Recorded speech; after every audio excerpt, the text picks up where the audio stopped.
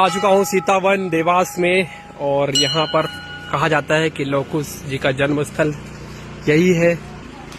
और ये देखो भाई प्राचीन काल की मूर्तियाँ, भगवान हनुमान जी महाराज। जय बजरंगबली, जय बजरंगबली। श्याम श्याम श्याम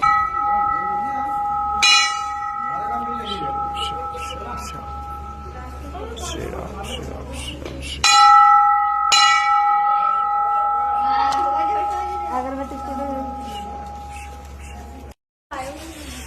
लौह कुश जी की जन्मस्थली। ये बहुत प्राचीन मंदिर है। तो बॉम्बे से मेरी दीदी कीर्ति अप्पा जो है वो भी परिक्रमा में निकली हुई हैं और वो पैदल निकली हैं जिया जी के साथ। और उन्होंने मुझे बताया कि वो किसी तैराना गांव में है। मैं उनको ढूंढने के लिए निकला हूँ जंगल में, और जंगल देखो भाई कितना खतरनाक है। कीर्ति अप्पा दीदी को ढूंढने के लिए निकला हूँ और देखता हूँ कहाँ मुझे मिलती है। रास्ते पर मैं उनको खोजूंगा, खोज के देखता हूँ कहाँ मिलती है। उनसे मिल के फिर मैं बताता हूँ आपको। दीदी को ढूंढने के लिए बहुत जंगल में फंस गया हूँ, चारों तरफ जंगल है देखो। और भाई इस जंगल में कोई रास्ता नजर नहीं आ रहा। दीदी ने जो गांव बताया था तैराना, तो तैराना गांव के लिए मैं गया था और कुछ भी नहीं मिला। अरे बाप रे, ये जंगल खत्म ही नहीं हो रहा था। हम लोग कब से देख रहे हैं कुछ मिल जाए तो नहीं पैर में छोड़। अरे ठीक है, हम लोग कब से सोच रहे हैं कब। तो फाइनली दीदी मिल गई भाई। ये जंगल भाई इतना खतरनाक जंगल था, मैं तो हार मान गया था। मुझे लगा आगे नहीं जाना मेरे को। मैंने कहा मैं 2-3 वीडियो बनाता हूँ, दीदी को दिखाऊंगा। फिर मेरे मन की आत बजा गई कि बहन बोला है तो जाना ही पड़ेगा। और अब हम लोग निकल रहे हैं, रतनपुर निकल रहे हैं। और रतनपुर से हम लोग आश्रम देखते हैं, आश्रम में रुकने की व्यवस्था क्या है, वहाँ पर रुकेंगे। क्योंकि दीदी को भी हमें लेके जाना है, क्योंकि दीदी यहाँ पर कोई व्यवस्था नहीं है सीतापुर में, सीता मंदिर में। तो वहाँ चलते हैं भाई। आज तो चोटी हो गई थी, मैं तो हारी मान गया था कि दीदी को लेना नहीं, लेकिन मैंने कहा मैंने बहन बोला है तो उसको लेकर आऊँगा। और जब मैं गया जंगल के बीच में भाई, 4-4, 5-5 रास्ते थे, कुछ समझ नहीं आ रहा था कौन से रास्ते से जाऊँगा। इस रास्ते से जाऊँगा, उस रास्ते से जाऊँगा, लेकिन माँ है अपने साथ, तो माँ ने मुझे सही रास्ता दिखाया। और जैसे मुझे दीदी मेरी खुशी का ठिकाना ही छोड़ दो, क्या ठिकाना था। तो जैसे ये रोड तो सिर्फ उन्हीं के लिए है जो इधर रहते हैं।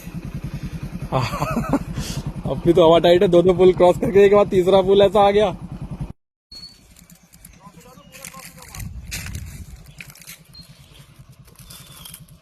तू अपना निकाल के। हाँ हाँ हाँ हाँ।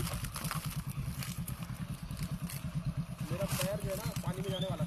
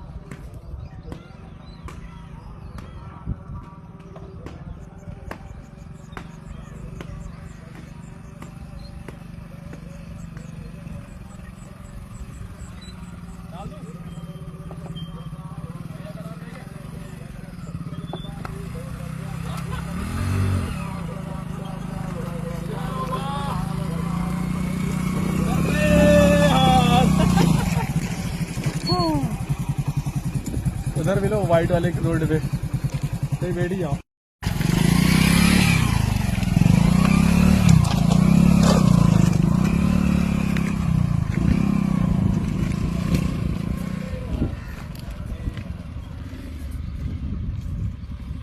तो हम लोग रतनपुर से चल करके जयंती माता के मंदिर आ गए हैं। रास्ता वो बहुत ही दुर्गम है, बहुत ही कठिन रास्ता है। और रास्ता भाई बाइक का है, वो भी अकेले का, डबल का नहीं है। बहुत ही खतरनाक रास्ता है। जैसे तैसे माँ की कृपा से पहुंच गए।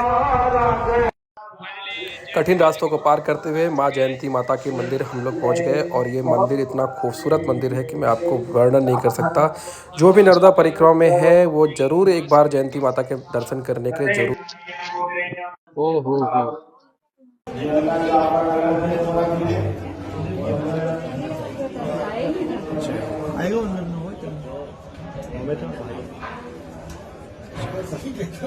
सभी आर्कियोलॉजिकल ग्रुप का दर्शन कीजिए।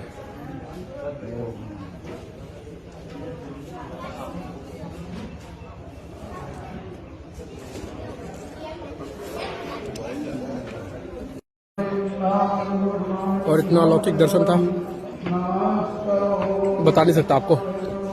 इतने जितना परिश्रम करके मैं यहाँ पर पहुँचा हूँ, उसके बाद मुझे ये फील हो रहा है कि ये परिश्रम कुछ भी नहीं है।